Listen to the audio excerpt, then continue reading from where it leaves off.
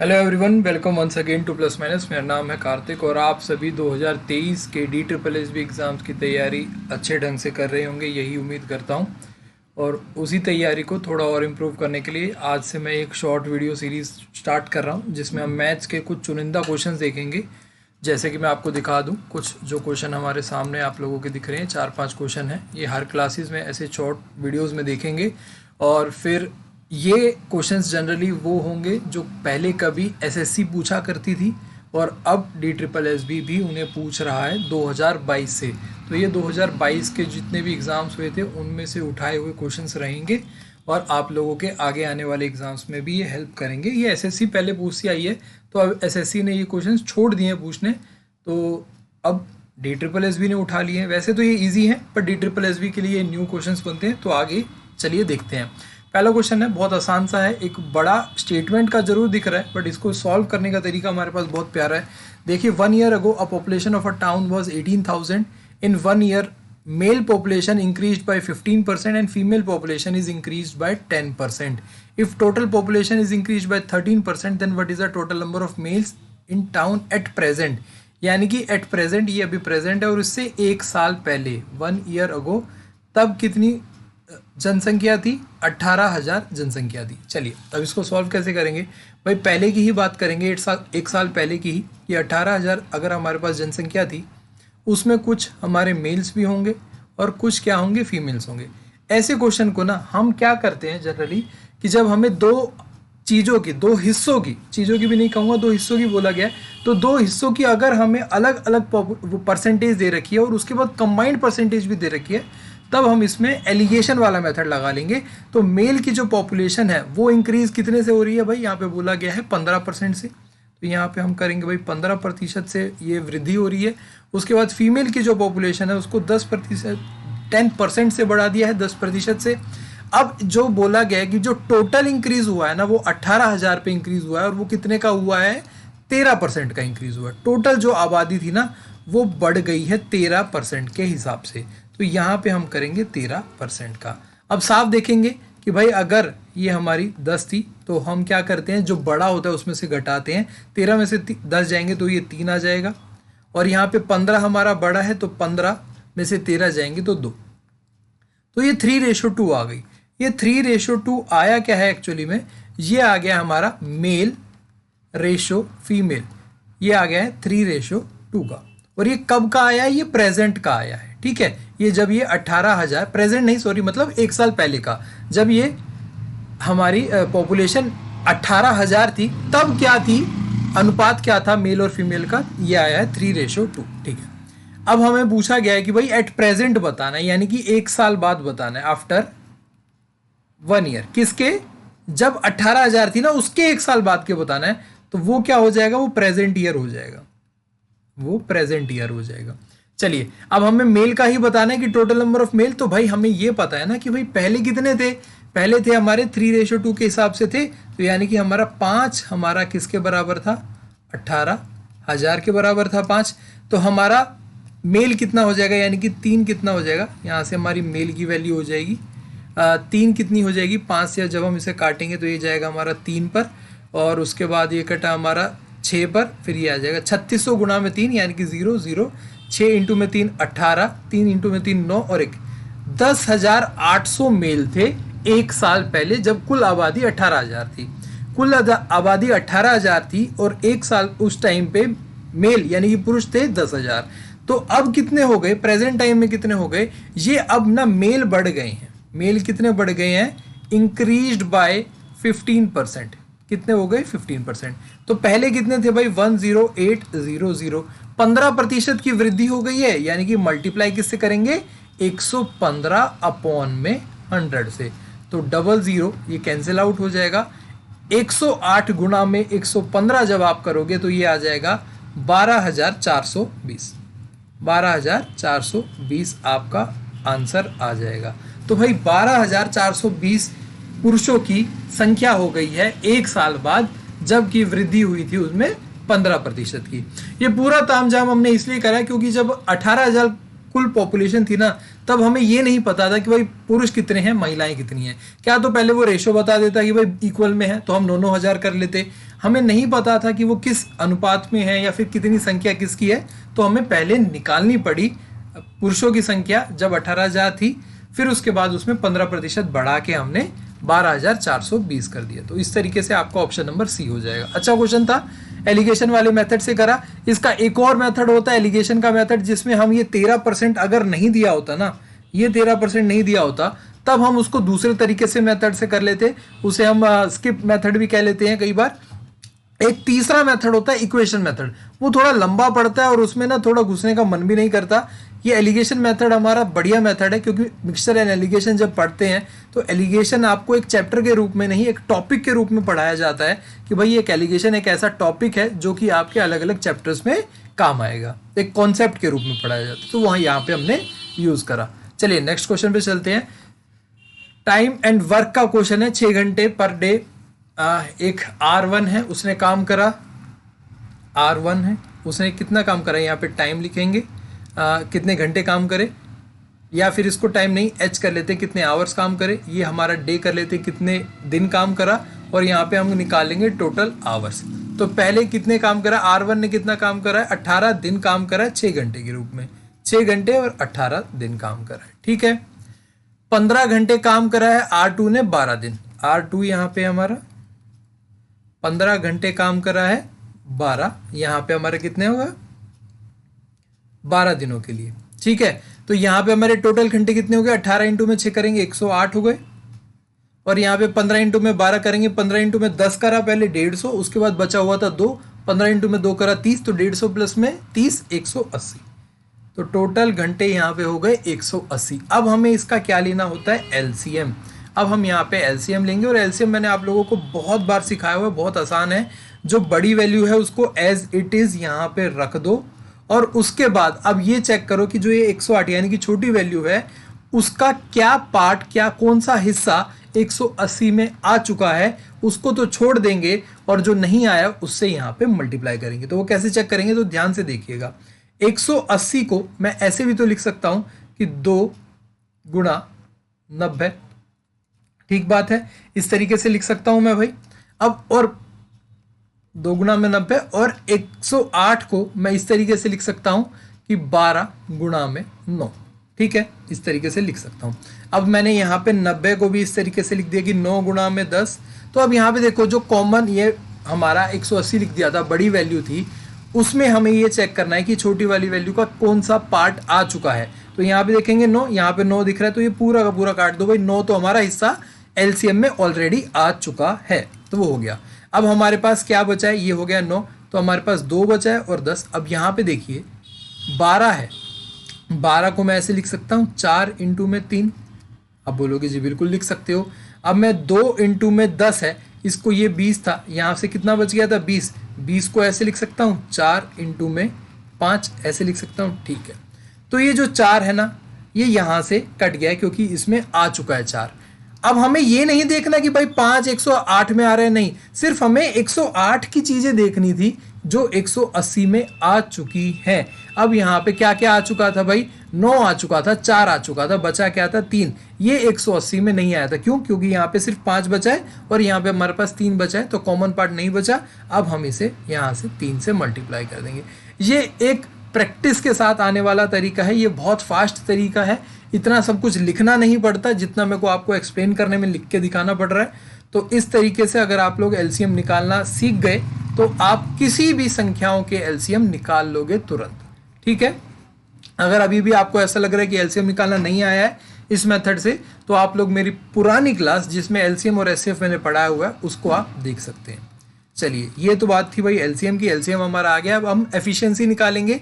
180 गुणा में 3, तो ये तो हमारा आ गया भाई 3 पे जाएगा, ये पूरा का पूरा मल्टीप्लाई 3 से होगा। 108 को यहाँ पे 540 से गुणा करना है, तो ये यानी कि हमारा ये 5 पे जाएगा, ये हमारा 5 पे जाएगा। अब हमें समझ में आ गया कि R1 की एफिशिएंसी कितनी है, 5 है, R2 की एफिशिएंसी कितनी है, 3 है। जब ये दोनों मिलके काम करते हैं R1 प्लस में R2, तो इनकी एफिशिएंसी कितनी हो जाती है, 8 हो जाती है, ठीक है। आप लोगों को ये भी पता है कि time into efficiency is equals to work होता है। और वर्क क्या होता है? जो हमने एलसीएम निकाला था उसी को हम क्या कहते हैं? वर्क कहते हैं। ठीक है, अब हमें टाइम ही निकालना है कि R1 और R2 कितने समय में काम करेंगे। तो यहां से हम ये निकाल लेंगे, टाइम किसके बराबर हो जाएगा? वर्क कितना था? 180 इंटू में 3, और एफिशिएंसी कितनी थी? अभी निकाली थी हमने 8, डिवाइड करेंगे 8 से। अब हमें एक चीज और निकालनी है, जब ये टाइम निकालते हैं ना, ये हम निकालते हैं दिन में। ठीक है, ये हम निकालते हैं दिन में, पर हम जब इसको कंसीडर करते हैं कि भाई 24 घंटे काम करा होगा दिन में। अब हमें बोला गया है कि भाई इस क्वेश्चन में कि 9 ही घंटे काम कर रहे हैं पर डे, तो हम उसको यहाँ पे डिवाइड बाय 9 भी करेंगे, तब जाके हमारा टाइम कंप्लीटली निकल पाएगा। ठीक है, तो अब हम यहाँ पे देखेंगे तो 9 से हमने काटा तो ये हो जाएगा हमारा 20, 3 से तो 3 तो नहीं कटेगा, यहाँ से हमारा 8 ही कटेगा, तो 4 से काट देते हैं, ये जाएगा 2 पे, 20 से को काटा 4 से, गया 5 पे, 5 इंटू में 3, ये हो गया हमारा 15 अपॉन में 2, यानी कि ये हो गया 7.5 डेज। पूरा सब कुछ निकालने के बाद हमारा आंसर आ गया 7.5 दिन, यानी कि 7.5 दिन 9 घंटे काम करके दोनों मिलके काम पूरा कर देंगे। टाइम एंड वर्क का था, अच्छा था, बस इसमें एक कैच यही था कि ना पर डे में आवर्स बता रखे हैं। जनरली हम ना पर डे दे देते हैं कि भाई 8 दिन में काम पूरा करता है, 10 दिन में काम पूरा करता है। यहाँ पे वो चीज़ नहीं दे रखी थी, यहाँ पे ये दे रखा था कि उस दिन 8 दिन में काम पूरा तो करता है, पर दिन वो 6 ही घंटे काम कर रहा है या 15 घंटे काम कर रहा है। तो अब उन्होंने बोला कि पर दिन ये दोनों मिलकर 9 घंटे काम करेंगे, तो कितने दिनों में काम पूरा होगा? तो ये 7.5 दिनों में काम पूरा कर लेंगे। आगे चलेंगे क्वेश्चन नंबर 3 पर। ये भी अच्छा क्वेश्चन है, देखेंगे ध्यान से। Ratio of milk and water, milk और वाटर का अनुपात या फिर रेशियो कहें वो दे रखा है। 3 तरीके के यहाँ पे हमारे पास कंटेनर दे रखे हैं, तीनों की रेशो दे रखी है कि भाई मिल्क कितना है। पहले कंटेनर में 5:4 है, दूसरे में कितना है 4:3 है, और तीसरे में कितना है 13:17 है। ठीक है, अब बोला गया कि पहले कंटेनर से 9 लीटर मिक्सचर ले लिया गया है, दूसरे से 21 लीटर मिक्सचर ले लिया गया है। अब तीसरे से कितना लिया जाए कि जो फाइनल बने ना। अब मान लीजिए देखो, ये है एक ये कंटेनर था, एक ये कंटेनर था और एक ये कंटेनर था, इन तीनों से मिक्स करा गया है और एक इस कंटेनर में डाला गया। तो पहले कंटेनर से कितना लिया गया भाई 9 लीटर लिया गया है, दूसरे कंटेनर से 21 लीटर लिया गया है, और तीसरे से पूछा गया कि कितना ले। ये जो चौथा कंटेनर फाइनल कंटेनर बन रहा है, फाइनल कब बन रहा है, इसमें मिल्क रेशो वाटर कितना हो 1:1 हो, इसमें कितना हो 1:1 हो। चलिए इसको सॉल्व करेंगे। ये डायग्राम मैं इसको एज इट इज बने रहने देता हूं ताकि आप लोगों को समझ में आ जाए कि हम क्या निकाल रहे हैं, क्या सॉल्व कर रहे हैं। ध्यान से देखिएगा, जब मैं यहाँ पे बोलता हूँ कि पहले वाले कंटेनर से 9 लीटर लिया गया है, तो मैंने मिल्क कितना लिया और पानी कितना लिया वो भी साफ साफ पता चल जाएगा। कैसे? जब मैंने 9 लीटर लिया है, अनुपात मुझे पता है कि 5:4 है। ठीक है, तो यानी कि 5 यूनिट प्लस में 4 unit is equals to 9। Ratio का साइन हटा दिया तो यूनिट लिख दिया, तो ये कितना हो जाएगा 9 यूनिट इज इक्वल्स टू 9। तो यूनिट की वैल्यू कितनी आ गई, यहाँ से 1 आ गई, 1 आ गई। तो इसका मतलब मैंने कितना लिया 5 लीटर तो मिल्क लिया है, 4 लीटर यहाँ पे पानी लिया है। ठीक है, अब यही चीज हम नेक्स्ट में फॉलो करेंगे भाई, यही चीज हम क्या करेंगे नेक्स्ट में फॉलो करेंगे। बहुत इजी है, ओरली आप कर सकेंगे इसे। ये मैं आप लोगों को एक एक चीज लिख के दिखा रहा हूँ कि भाई 4 यूनिट, सेकंड की बात कर रहा हूँ मैं यहाँ पे, ध्यान दीजिएगा। 4 यूनिट प्लस में 3 यूनिट किसके बराबर दिया गया हमें 21 लीटर के बराबर लिया गया। दूसरे में हमने कितना लिया था 21 लीटर, तो ये हो जाएगा 7 यूनिट। ये किसके बराबर हो गया 21, तो यूनिट की वैल्यू आ गई यहाँ से 3। तो यानी कि हमने कितना कितना मिल्क लिया होगा, 4 इंटू में यहाँ पे करेंगे 3, तो 12 लीटर तो हमने मिल्क लिया है, 3 इंटू में 3 करेंगे 9 लीटर हमने पानी लिया है। अब हम तीसरे में करेंगे, तीसरे में एक्चुअली हमें बता ही नहीं रखा कि कितना लीटर हमने निकाला है, तो वही हमें निकालना है। तीसरे में क्या करना है वही निकालना है। तो हमने क्या करा 13 यूनिट प्लस में 17 यूनिट, और ये किसके बराबर है क्वेश्चन मार्क के। अब हम यहाँ पे इसको एज इट इज रख लेते हैं 13 यूनिट और 17 यूनिट। ठीक है, चलिए अब या ना इन सबको ना हमें ऐड करना होगा, इन सबको हमें क्या करना होगा, ऐड करना होगा। मिल्क और वाटर की रेशो 1:1 है, तो इसका मतलब क्या है, जितना हमारे पास मिल्क होगा उतना ही हमारे पास पानी होगा। इस बात से आप लोग सहमत होंगे भाई। तो अब हमें पहले मिल्क ऐड कर लीजिए, 5 लीटर प्लस में 12 लीटर प्लस में 13 यूनिट किसके बराबर है, पानी को ऐड करें, 4 लीटर प्लस में 9 लीटर प्लस में 17 यूनिट। अब यहाँ से हमने ऐड कर लिया, ये हो गया 17 लीटर प्लस में 13 यूनिट, और ये किसके बराबर हो गया, 9 और 4 13 लीटर प्लस में 17 यूनिट। ठीक है, अब हमें लीटर और लीटर इकट्ठे कर लेनी है, यानी कि 17 में से 13 जाएंगे तो 4 लीटर, ये किसके बराबर हो जाएगा, 13 यूनिट 17 यूनिट माइनस 13 यूनिट, तो ये आ जाएगा 4 यूनिट के बराबर हो गया। ये हमारा हो जाएगा 1 unit is equals to 1 litre के बराबर हो जाएगा। तो यहाँ से यूनिट की वैल्यू कितनी आ गई, 1 आ गई। ये यूनिट की वैल्यू कितनी आ गई, 1 आ गई है। ये यू क्या रखा था, ये यूनिट था, तो यहाँ से यूनिट की वैल्यू कितनी आ गई, 1 आ गई। आपको देखने में लंबा लग रहा होगा, बट आप अपने पेन से अपनी कॉपी में खुद करेंगे तो समझेंगे कि बहुत बड़ी चीज़ नहीं है, बहुत बेसिक चीज़ है। अगर कोई आपको ऐसे ही हवा में बता रहा है कि इसको यहाँ से गुणा कर दो, तो वो भी वही कर रहा है जो मैंने चीज़ आपको लिख के दिखा दी है। आप लोगों को इतनी सारी चीज़ें डायग्राम बनाना और लिखने की जरूरत नहीं पड़ती है। तो यहाँ से 1 यूनिट की वैल्यू आ गई, यानी कि हमने मिल्क कितना लिया यहाँ से 13, और वाटर कितना लिया यहाँ से हमने 17 लिया। तो टोटल कितना लिया हमने, 13 प्लस में 17 30 लीटर यहाँ से मिक्सचर निकाला गया। किससे, ये थर्ड वाले से, यहाँ से कितना लिया गया, 30 लीटर लिया गया। ऑप्शन नंबर सी करेक्ट हो जाएगा। क्वेश्चन नंबर 4 पे चलते हैं। बहुत अच्छा क्वेश्चन है, ये CGL 2020 में आया हुआ था शायद, और उसके बाद ये SSC में 2020 में क्वेश्चन पूछा गया था ये, और अभी ये PRT में 2022 में पूछा गया है DSSB में। तो अच्छा क्वेश्चन है। इस तरीके के क्वेश्चंस को सॉल्व करने का ना एक बहुत मूल मंत्र है, बहुत बेसिक सा है। तो क्या करना होता है, 2 चीज़ें याद रखनी है आप लोगों को। एक फॉर्मूला होता है, बहुत बचपन से करते आ रहे हो, मोदी जी ने भी आपको याद दिलवाया था ये फॉर्मूला, ठीक है, a प्लस बी का होल स्क्वायर। तो a स्क्वायर प्लस में b स्क्वायर प्लस में 2ab, यानी कि इस देश के बच्चे बच्चे को भी ये फॉर्मूला याद है, क्योंकि हमारे प्रधानमंत्री मोदी जी ने भी इंटरनेशनल स्तर पे इसको दोहराया था।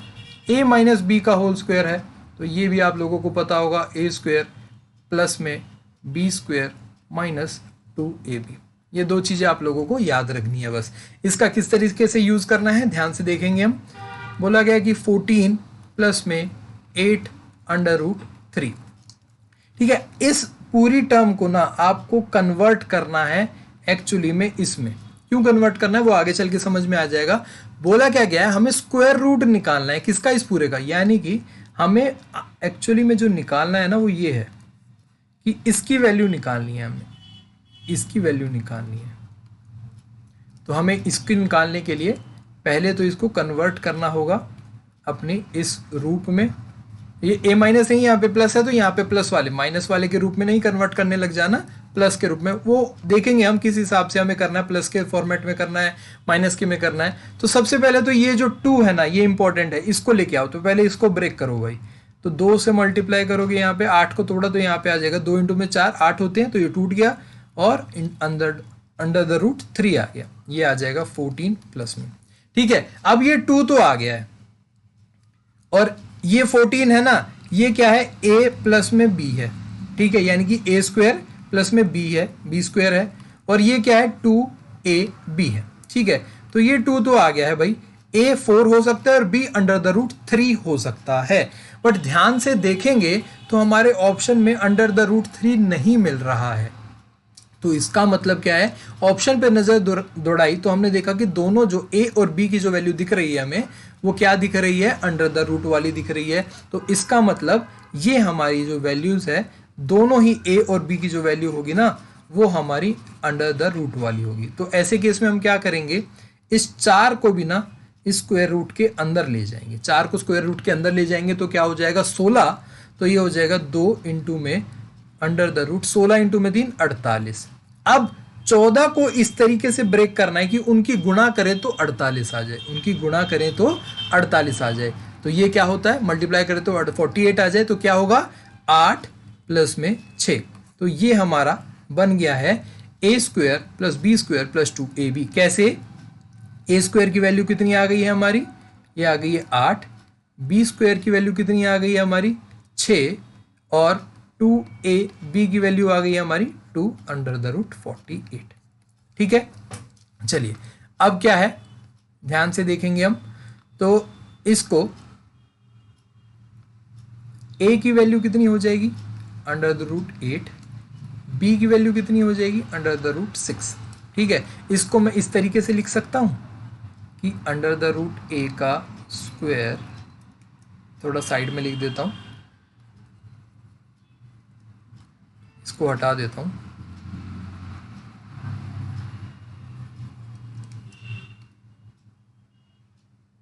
इसको इस पूरी इक्वेशन को ऐसे लिख देता हूं। कैसे भाई, ध्यान से देखना, 8 का स्क्वायर प्लस में √6 का स्क्वायर प्लस में 248, बिल्कुल ऐसे लिख सकता हूं, कोई परेशानी है। अब इस वाली टर्म को मैं ऐसे लिख दूं, 8 प्लस में 6 का होल स्क्वायर, ये वही तो बन गया, √8 प्लस में √6 का होल स्क्वायर बन गया।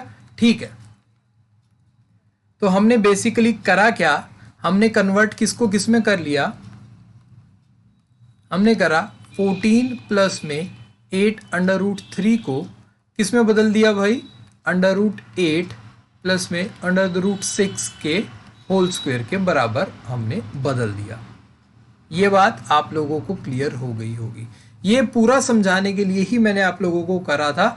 आप लोग एक काम और कर सकते हो, ऑप्शन के रूप में भी जा सकते हो कि आप लोग इसका ना पूरे का स्क्वायर कर दो, जो वैल्यू अगर इसके बराबर आ जाएगी तो आपका वही ऑप्शन सही होगा। ये आपका ऑप्शन के बराबर जाने का तरीका होता है।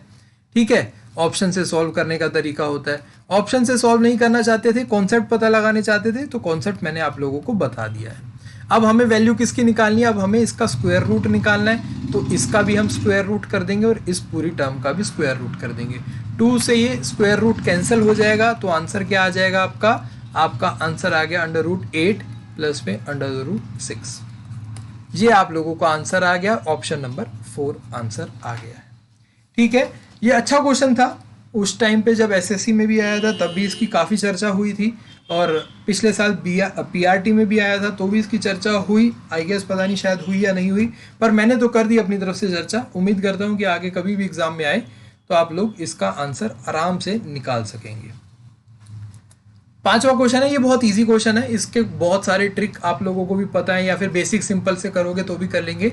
तो आप लोगों के लिए होमवर्क है, कमेंट करके बताएं कि इसका आंसर क्या होगा। बहुत बेसिक है ये, आंसर फटाफट निकाल लेंगे आप। तो फटाफट कमेंट करें और बताएं कि इसका आंसर क्या है। जिसका भी आंसर सही होगा उसको मैं हार्ट कर दूंगा और आप लोगों को समझ में आ जाएगा कि आपका आंसर सही है या नहीं। तो चलिए इसी के साथ मैं अपनी इस शॉर्ट वीडियो को ख़त्म करता हूँ। उम्मीद करता हूँ कि आपको सारे क्वेश्चन अच्छे लगे होंगे, समझ में आए होंगे। इसी तरीके की और वीडियोस के लिए हमारे साथ जुड़ जाइए और DSSB की तैयारी पूरी ज़ोर शोर से करिए। बाय बाय, टेक केयर, जय हिंद।